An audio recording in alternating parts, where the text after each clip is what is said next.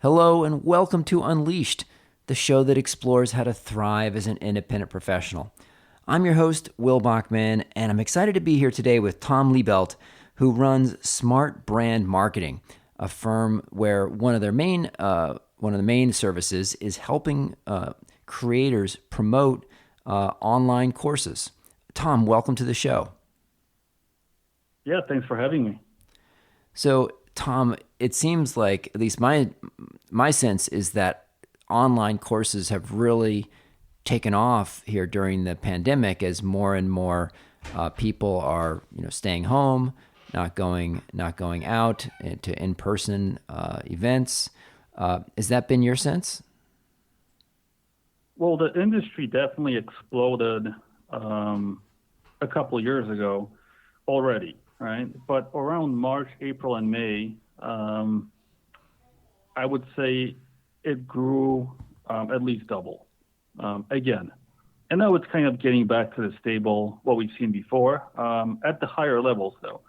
But it definitely, yeah, we had maybe like one spurt around 3, 4 years ago, and then around March, April this year, again, like it doubled everything that we've seen in the last 3, 4, 5 years.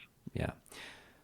So you've seen a wide range of online courses as as it's what you do, and a lot of my listeners have asked me about tips on creating online courses. So I'm looking forward to picking your brain on this. Could you first start with maybe kind of an overview of the the different formats of courses? So if someone has some knowledge that they want to share, what are the different formats of courses to think about choosing from? And I imagine it's anywhere from a video where you're talking directly to the camera, a video where you're showing slides and just doing voiceover, short ones with just maybe 15 or 20 or 30 minutes of content versus much longer courses. Synchronous, asynchronous. Talk to us about the landscape and how you think about segmenting the different formats. Yeah, so I've seen this question being asked a lot around the different forums on Facebook, and to myself, I think it's the wrong question. It's like when we go after the wrong problems to solve.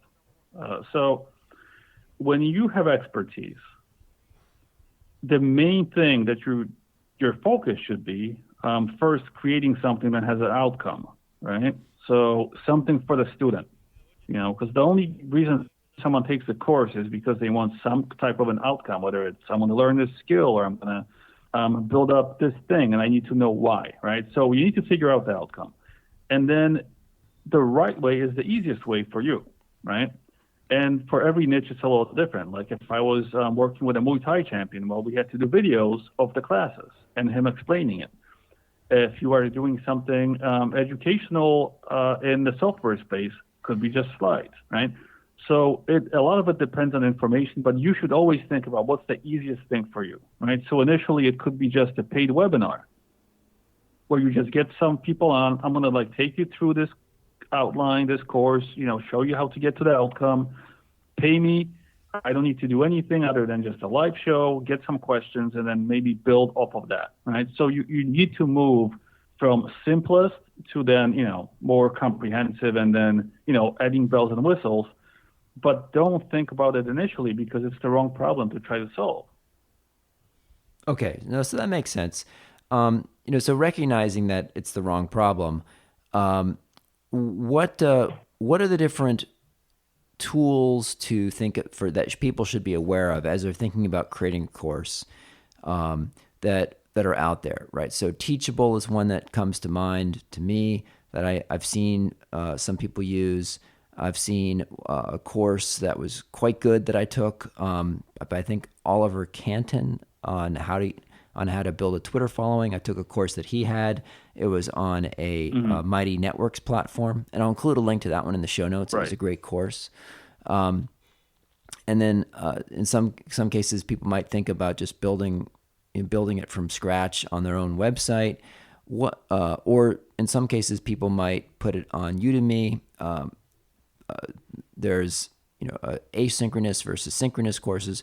What are the different tools out there for people to be aware of, and if they want to put their content out there as a course and make it relatively easy to to monetize it, to make it so there's a sign in and so forth without having to go crazy trying to build all that functionality from scratch?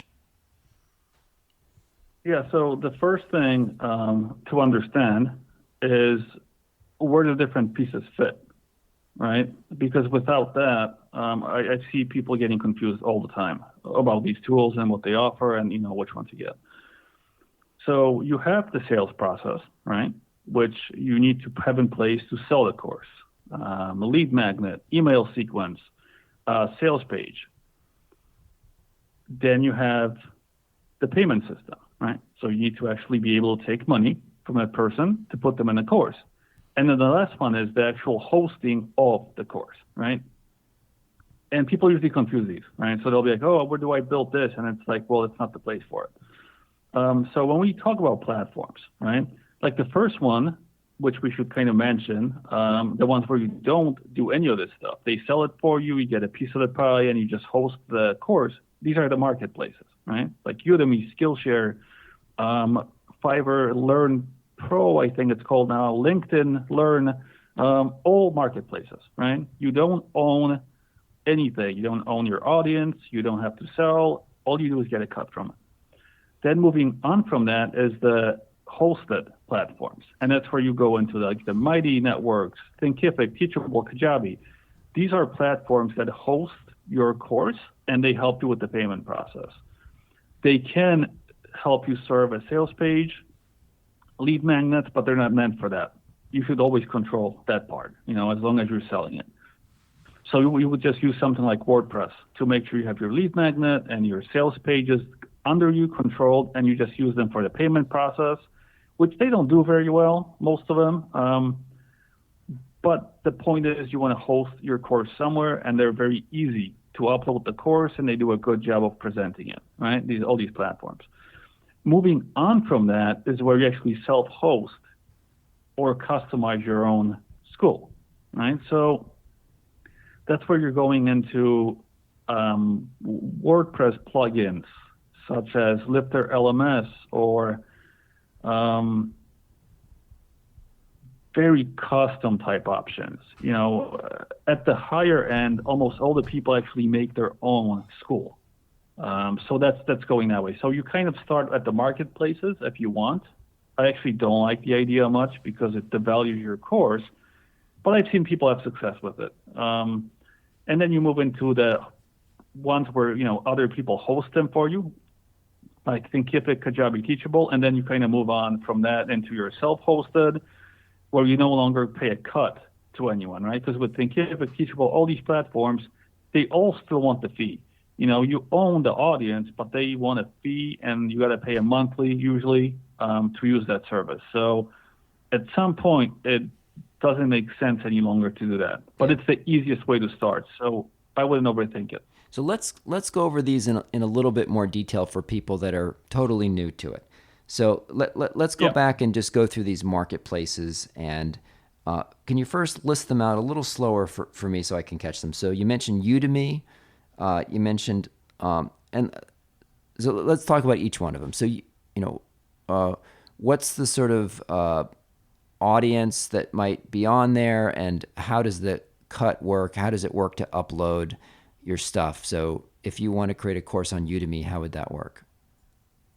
Well, I always tell people not to go on them, so I'm probably not the first person to talk about marketplaces. All right. All right. Well, the only thing I can tell you is this. Look, Udemy is the most known one, so they have the most traffic, right? It's low value. You're going to have people from all over the world and get a couple dollars per course. Skillshare, similar type thing with horrible customer experience. As a creator, they have zero customer service on your end, so a lot of problems. But same thing, cheap courses, a decent audience. LinkedIn, Learn, is a little more towards the mid-range, but it's still in that same field where it's, they're not expensive courses, and then you still don't own your audience. And you don't own your audience on any of these, right? They sell it for you. They keep your client names, addresses, everything. You just get a cut. You don't own anything. So you don't know who's taking your course, for example. Well, you might have like a nickname, but you have no way to contact them Okay, other than through the platform. So if you ever want to market anything else to them or actually have them on your list, you don't know who these people are. Now, LinkedIn Learning, so with Udemy and with Skillshare, can sort of just anybody who wants to upload content there and create a course? Yeah. Okay. Yeah. Those are the two most common and lower end starting points, right? So anybody, as long as they're breathing, they can put something up on there. Now, with LinkedIn Learning, do you have to get invited by them to create it, or I don't like, how does that one work? Is that sort of invitation only, or how does a course get on LinkedIn Learning?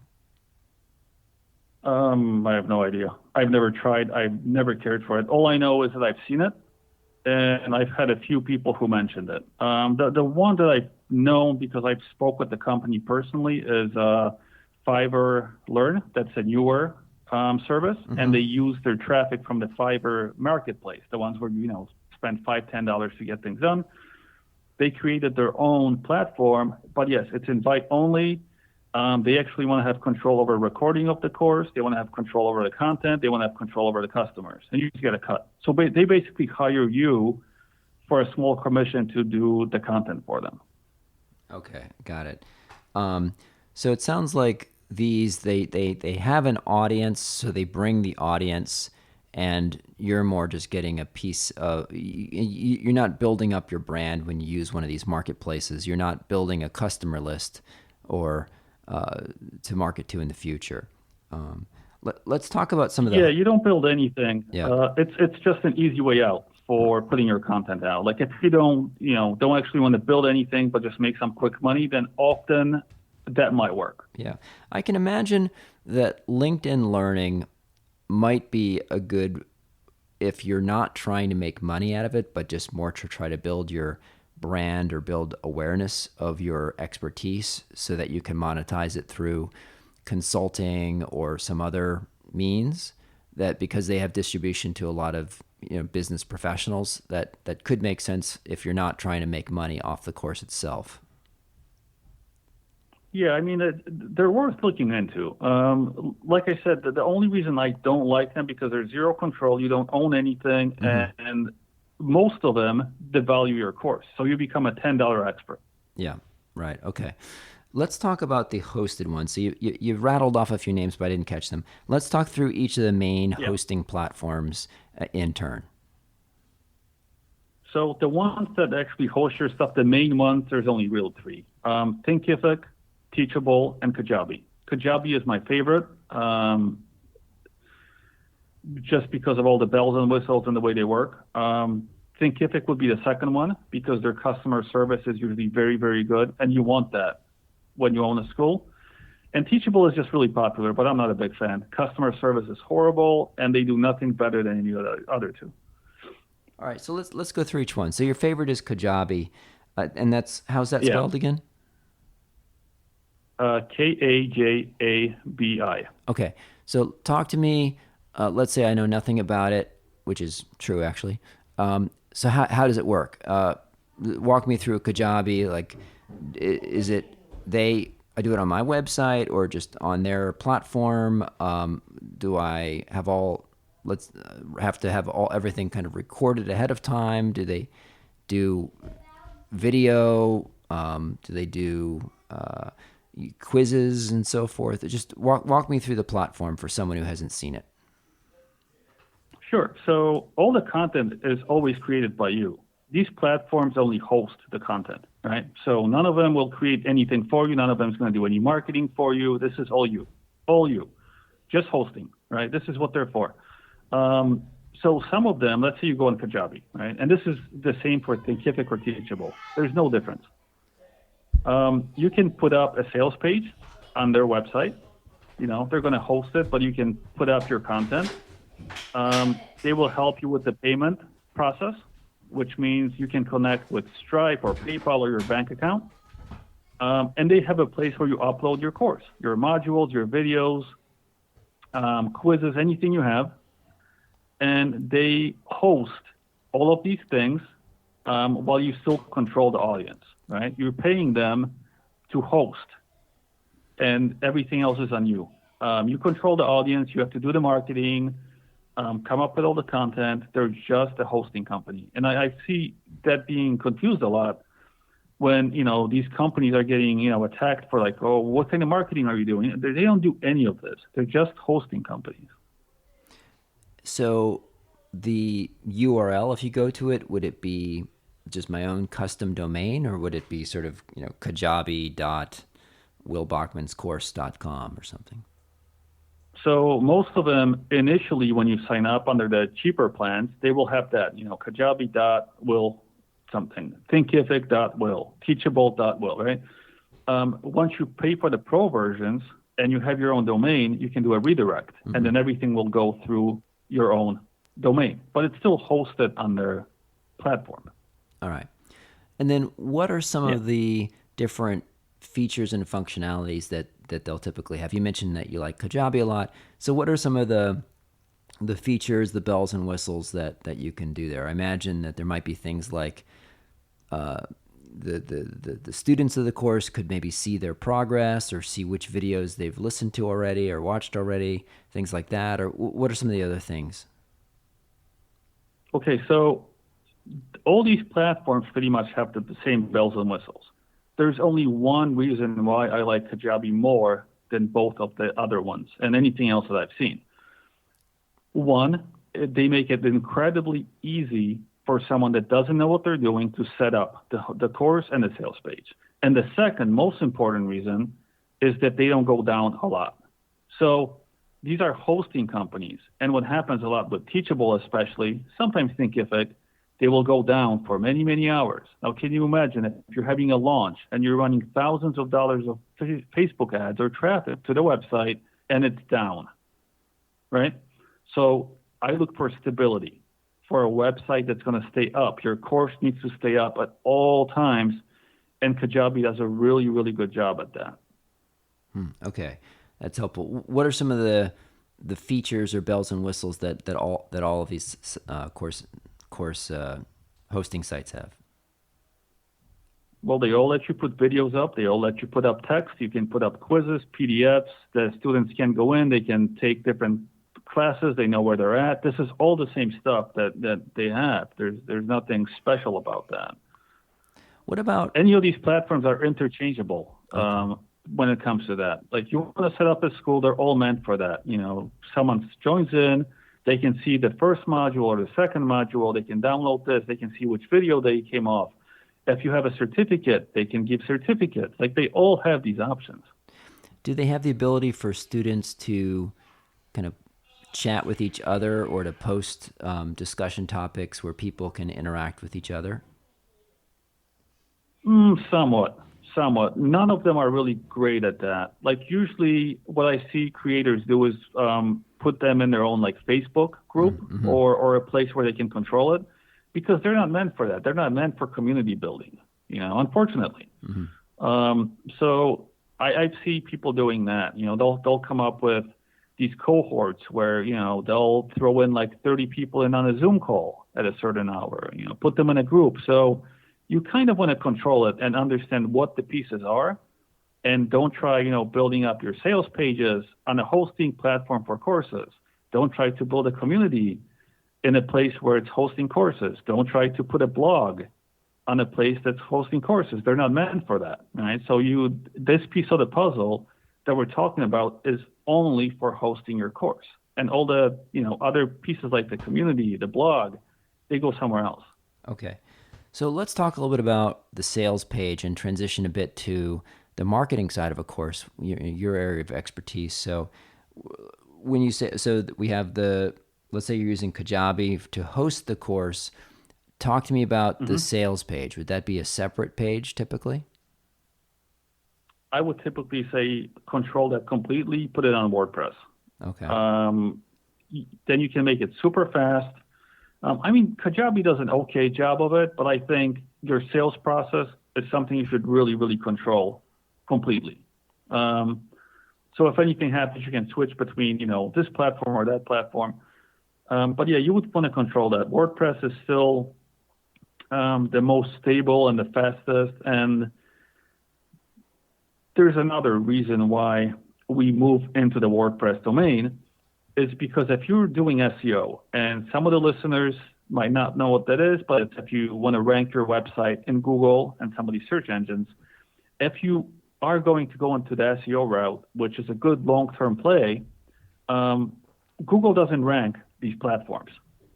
You will need to be on your own WordPress site or something similar to rank in Google. So by putting your sales page already on that platform, on WordPress, you're a step ahead because you'll never rank on Thinkific, Teachable, or Kajabi. It's not going to happen. Okay.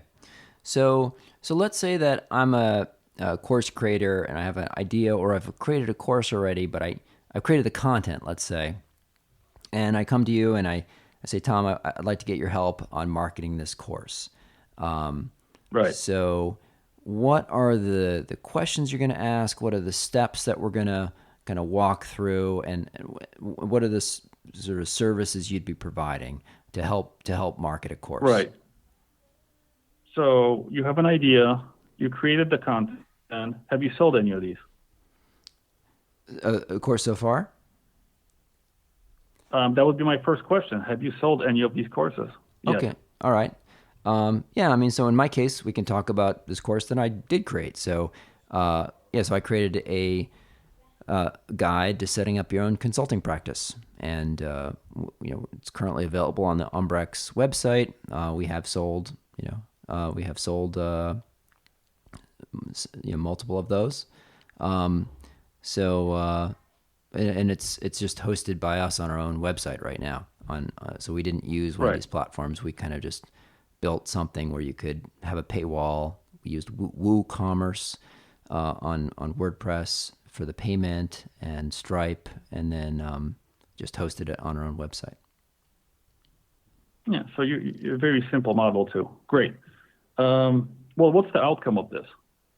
Like, what's the valuable part for the student? Because with every course, you need something like that. And, I get setting up a consultancy, but what's the point really? Why does this course exist?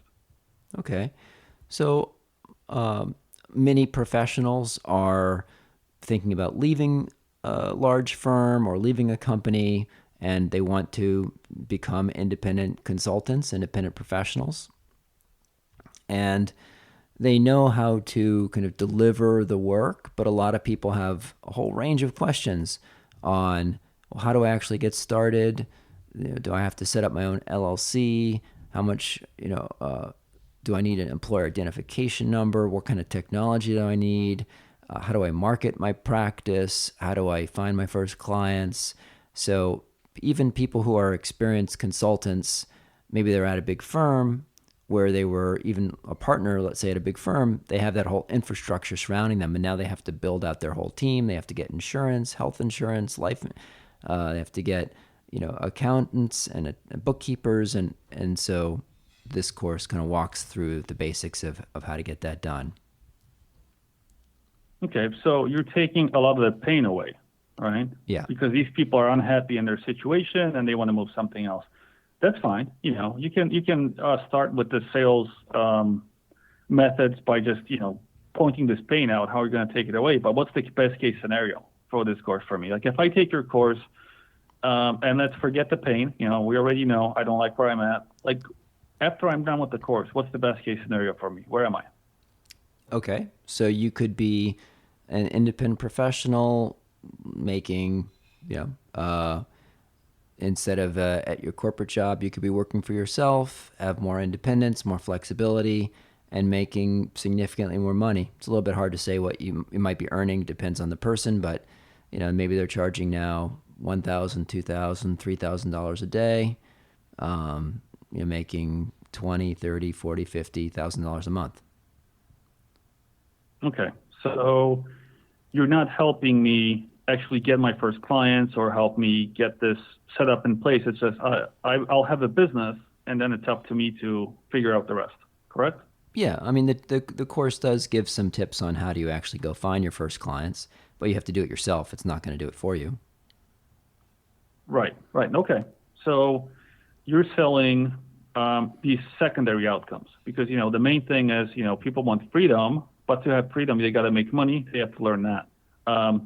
So you're helping me get the basics done quicker, right? So you're saving me time. Definitely value to that. You're teaching me things which I could learn myself, but it's going to probably be more expensive. So there's a reduction in cost because you'll tell me what to do. And these are the things that we would kind of go over a lot more and make sure that the sales page really explains all of this, right? So we're taking the pain away from their current situation. We're showing them the potential outcomes and as many secondary benefits of this as well. Like you said, flexibility, freedom, no more of your own boss. Like we're mentioning all of this stuff, right? This all goes on the sales page. Then we'll also tell them who it's for, who it's not for, right? Because a course that's for everybody, it's a course for nobody. Mm-hmm. So we Mm-hmm. really want to make sure we stress that out.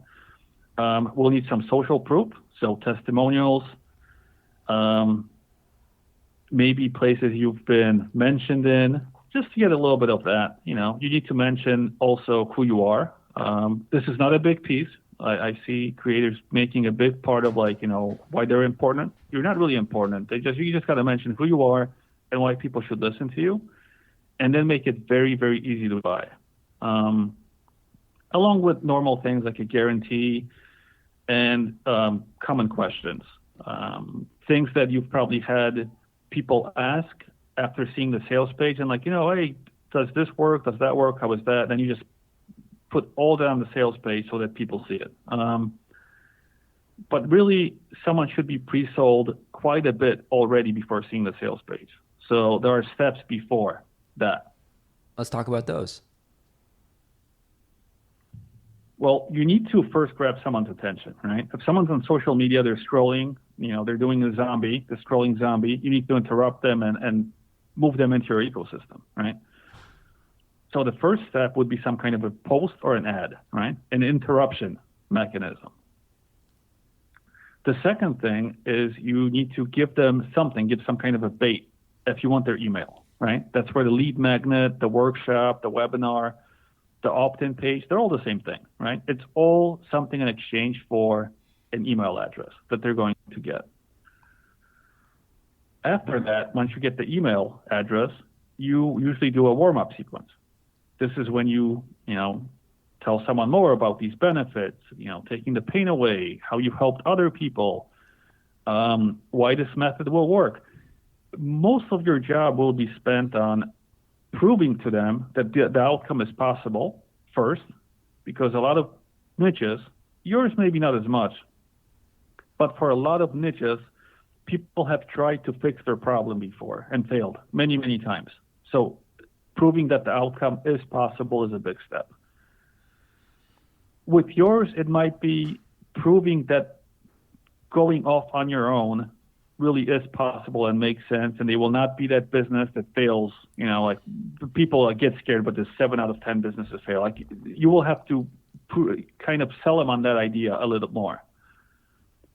And what then same thing. and what are Taking you yeah. using to send these emails? Are you using like ConvertKit or Mailchimp or or HubSpot, or what tool do you like for sending out this drip of emails? Um, so like you just mentioned, all of them work. Mailchimp, I detest. ConvertKit, I'm a big fan of. HubSpot is a bit overcomplicated. And if you want to go up in price, my second favorite, other than ConvertKit, would be Infusionsoft. But it's quite expensive. It's not for someone that's starting out. That's Infusionsoft. Infusionsoft, yeah, it's got all the bells and whistles and things that, like anything you can think of, but it's quite expensive and quite comprehensive. It's not for someone starting out. Okay, so you like ConvertKit for this kind of drip email Yeah. campaign. Yeah, so the reason why I like ConvertKit is Yes, it does automation, sequences, tagging very, very well. Um, but it does the other thing, which again, most important, just like when we talked about the hosting. The only thing you're looking for with an email provider is that the emails actually land in an inbox, right? It doesn't go into spam, doesn't go into promotion folders, doesn't get lost somewhere. ConvertKit does that better than almost any other provider. They actually get the emails that you're sending to the people that you want to get them to. And this is very important. Oh, no kidding. I had no idea that they were different on that dimension. Very different. I've tested all these tools. Huh. Okay. Now, a lot of people who are, maybe listening to this show and thinking about creating a course, might be good at creating a course or have the content, but maybe I'm just speaking for myself now. I would have trouble writing really compelling emails for this drip campaign. Is that something that your firm does, or are there writers that you recommend someone work with, or how do you find someone who can write this compelling copy that's going to be convincing to people if that's not really your specialty? It's a part of what we do. So our business kind of falls into two different components, right? The first one is getting the sales process right. And that's just what you mentioned, making sure that the sales page makes sense. Then creating the lead magnet, right? Which is something that we're going to interrupt people with and give them in exchange for an email address. And lead magnets can be bad and then it can be good. Some of them will get you emails but will not convert, and some of them will get emails and do a really good job selling your course. So, getting the right lead magnet in place, an interruption mechanism. Then we help with the email sequence, but because that connects the two, right? It connects the email address portion, the lead magnet, with the sales page. So if someone, the whole funnel piece, right? The sales conversation would help with that. Then the second piece is actually the traffic, right? Because once you get all these things in place, then you need to get good traffic from the right audience into this funnel, or you'll be hitting against the wall, right? Like, one of the worst things I see course creators do is ask other course creators about how good their course is. It's the wrong audience, wrong feedback. It's irrelevant, right? Instead of going after the people that they want to serve. So we help with that part because those components are really hard. Creating the sales conversation, which will be the interruption, lead magnet, email sequence, sales page, they're quite hard if you haven't done it before. And then getting the audience piece, it's also quite hard if you haven't done it before. So as with anything, you can learn it, do it on your own, or you can shave off 3-4 years and a lot of money off for that by hiring someone like us. And how do you get the audience piece? How does that work? Well, once I know who this course is for and is not for, then I'll start looking into what we've done before and looking at the different platforms. And I'll be like, okay, well, the audience is probably on one of these two platforms. And then once I get on those platforms, then I'll use their tools to find the audience, right? So for example, if we're looking for, let's say, business owners, well, it's quite easy, right? We can look on Facebook and just see whoever the business owner is and start targeting in on that. So we might, create a very narrow audience, a broad audience, but it really depends on what you're selling. Like everything works off of what's the outcome, who are we going after, and I'll get really specific too. Like I'll ask, like, okay, so are these business owners who have experience, who don't have experience? Do they have a big staff, small staff? Are they in this industry or that industry? Like we'll go through that in detail once I know what the course is, and based on that, I'll pretty quickly know where I'm going to look for this audience. You mentioned there's some good lead magnets and not so good ones. Talk to me a bit about your experience with those, and what are some good lead magnets that you've seen over time, and some that you thought might be good but surprised you by being not so great. Talk to me about how to create a good lead magnet. Okay, so none of these are surprising. It's basically the reason behind why you built them. Okay, so here's the mistake that most people do with the lead magnets when they build courses. They try to educate people instead of selling them, right? So, for example, you have a course on meditation, right? And it's a comprehensive course, and you're going to teach all these different techniques and show all these different, ways of meditating. And then, as a lead magnet, they'll create a mini course on meditation, and then the email sequence will talk and teach you about the meditation, and then no one buys. Now, you cannot sell people by educating them on the same thing. If you give someone information, they will not buy more of the same information. And here's why. If I'm a person looking for a course on meditation, I think the meditation will solve something for me, right? So that's the outcome. I want to learn meditation, blah, blah, blah. So if you took me into a mini course, a free lead magnet on meditation, I might sign up, never look at it in my life, but in the back of my head, I checked it off my list. Like, this is solved now. When I need to learn meditation, I got this mini course. And then the email sequence and sales page is irrelevant. I won't even look at it. I was like, why are you still talking to me about meditation when I already solved this by joining the mini course, right? So that's the main problem, which almost everyone does. They try educating people on the same thing they're selling them, and then they're confused why it doesn't work. Now, if you want to do it the proper way, right, you need to set up the environment that will get them excited about actually buying the course, right? So let's get back to this meditation example. I might teach you about the importance of the breath, right? I will convince you in the lead magnet, and this might be a video, workshop, webinar. I will convince you that the breath is the key that holds the whole puzzle together. I will tell you why it works. I'm going to convince you that if you can start controlling your breath, you will get the outcome that you want. I'm not going to teach you meditation. I'm not going to show you how to control it. I'm just going to convince you that the breath and controlling it is the way out. And then anything else I do in the email sequence, for example, I will start talking about you, like all the types of pain I will take away from you if you learn how to control your breath.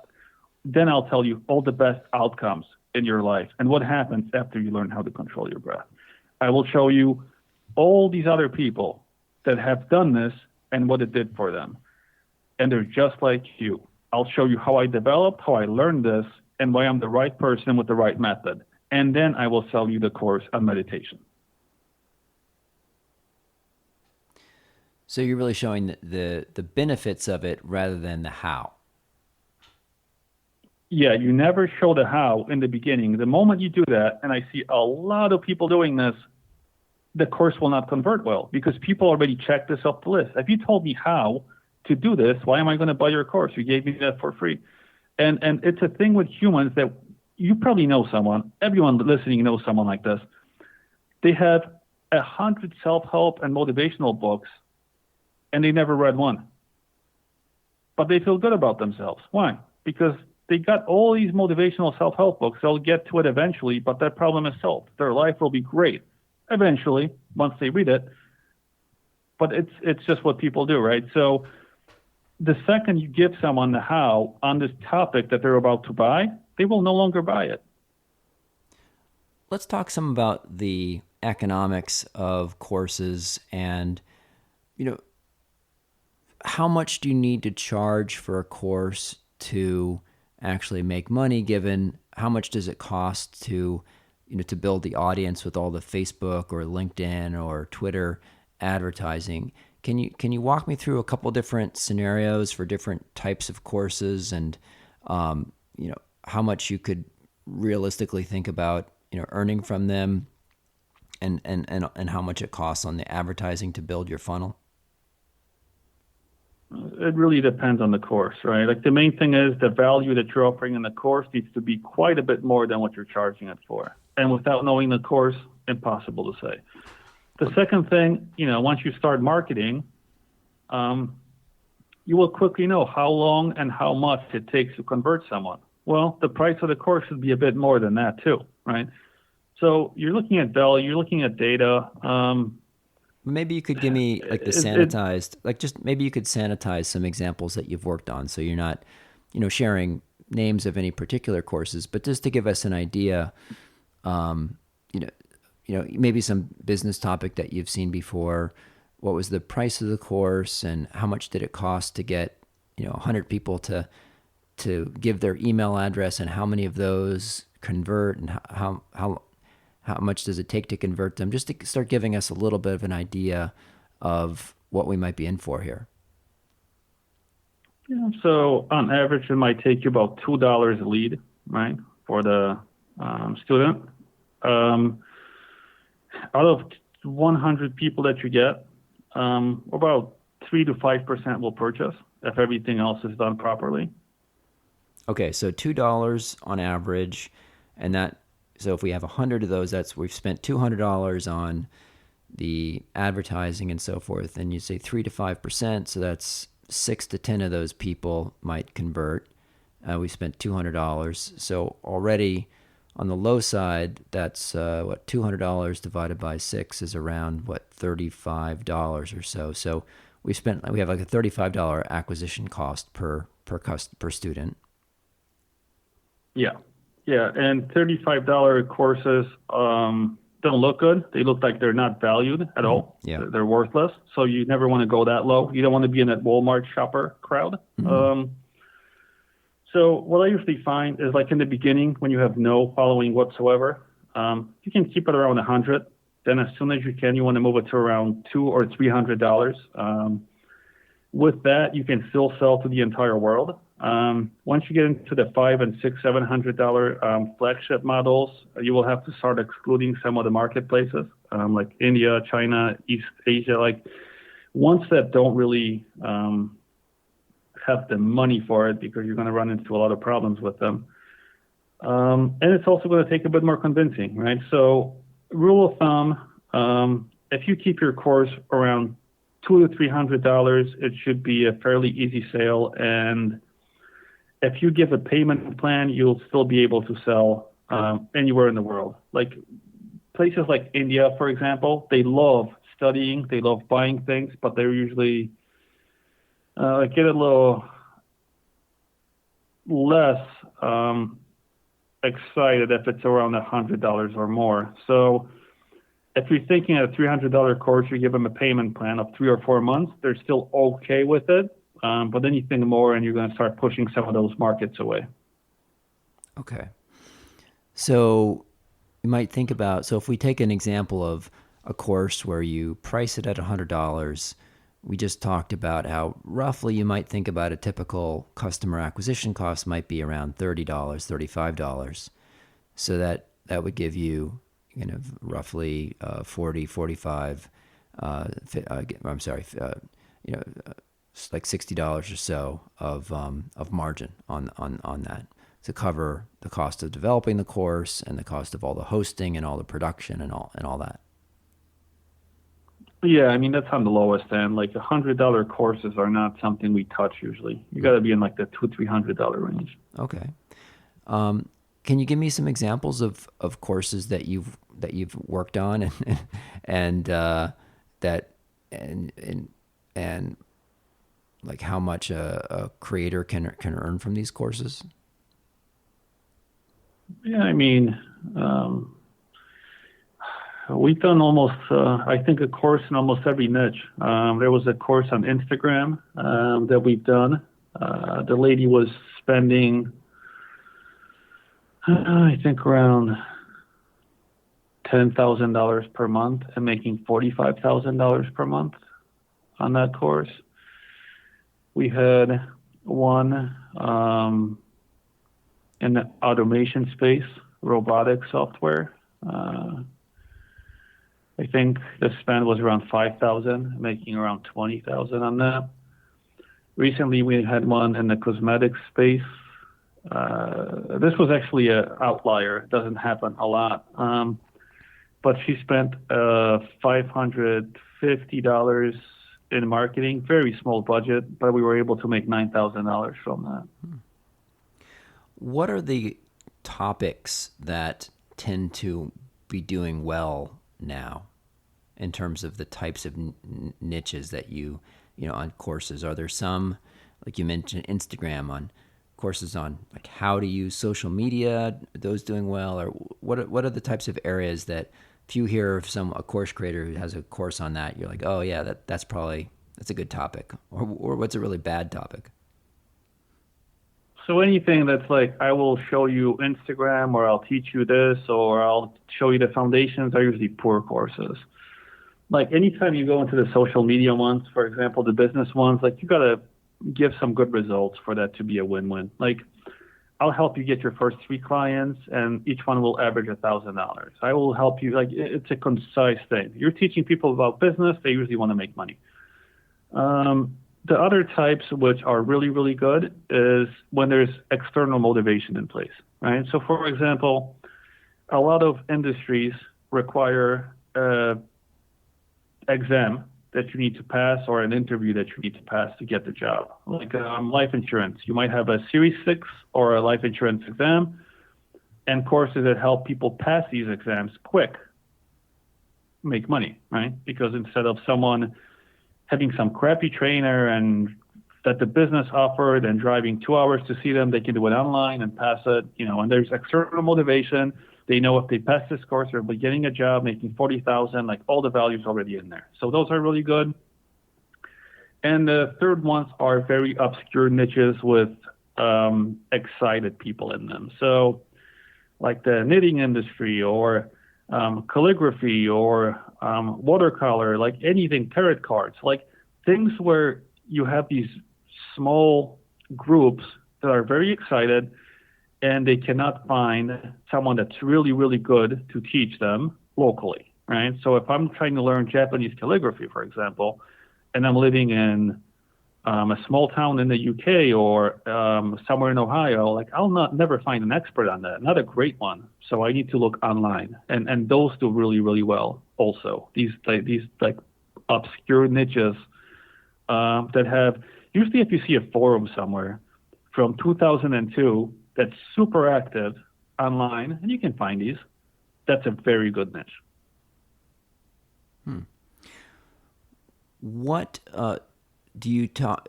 What's your advice for people about once they've created a course and they've gotten this funnel of leads, maybe they've converted some of them into paying customers, of creating sequels or other courses for that same audience, and so then you maybe wouldn't have to pay quite as much in Facebook advertising because you've already gotten a bunch of leads that are interested in that topic. I mean, yeah, if it makes sense in your niche, of course. I had a client in the fitness industry, and he created courses around different outcomes. Like, I will help you do 30 pull-ups. I will help you, lift 200 pounds this way, but that way. So he separated those into their own classes, and he knew that obviously some of the people who want to do deadlifts will be into pull-ups, and some people who will be into pull-ups will be into diet, right? So, but these all made sense, right? They all kind of fit around the same area. It's like with programmers. If someone's learning Java, maybe they want to learn some other tool, right? Like, depends on your industry. But it needs to make sense, right? It needs to be sort of a similar skill set, but not the same skill set. So once again, if you're teaching people courses on meditation, don't put up another course on meditation. There's no difference. Just because you're going to say different things and tell them to count to 10 instead of 20, it's the same thing. Those don't do really well. It needs to be something that's like along what you're teaching, but it can't be more of the same thing. I got it.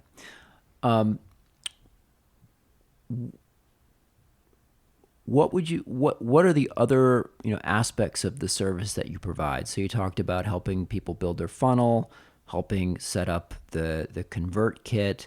What are some of the other aspects of helping to promote a course? There are only two: getting the sales process right and getting the marketing, which is getting the audience into it. That's really it. The two parts of it. Once you have in the beginning, you are working more on the sales process, which is you're dialing in all of those parts, the lead magnet, the email sequence, the sales page, based on the marketing test.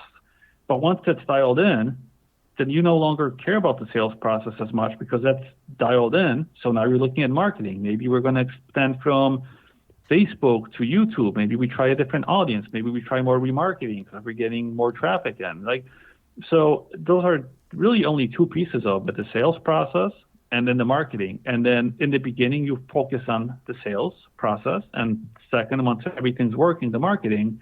So then you want to lower that price. Maybe you want to get some SEO and get some free traffic, which is going to be expensive to build, but be free later on. So, you can play with these forever. You'll never completely get it. You talked about having the payment system. So if you do the system that I think you were recommending of, having at least for not for the so high end, but if you're using Kajabi for the hosting and you create your own sales page in WordPress, what payment system do you recommend people use? You recommend that they have their own payment first on their on their sales page, and then that diverts them to the hosted course? How should people set up the payment system?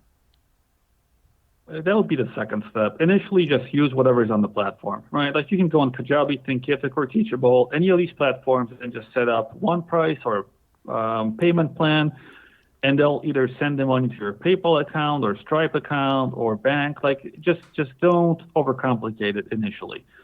Once you have enough people going through the course where you want to really control the experience, then yeah, you'll get your own card. Maybe you'll buy something like Stripe card.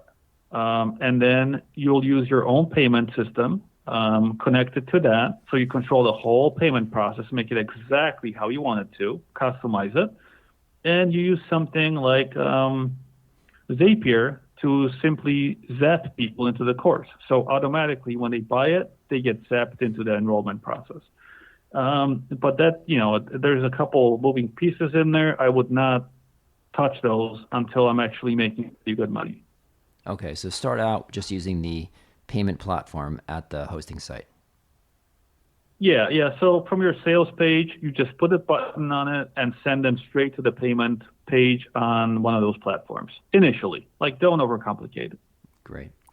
So Tom, if one of the listeners wants to follow up with you and talk about getting your help to market a course that they have created or in the process of creating, where would you point them to?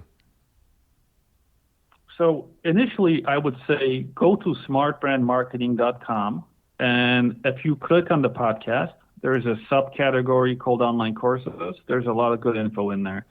If you go to smartbrandmarketing.com/gifts, you'll get enrolled into some lessons, just like the ones I'm teaching now, but I'm a little more comprehensive in those on how to actually make all this work by yourself, and you'll get some gifts.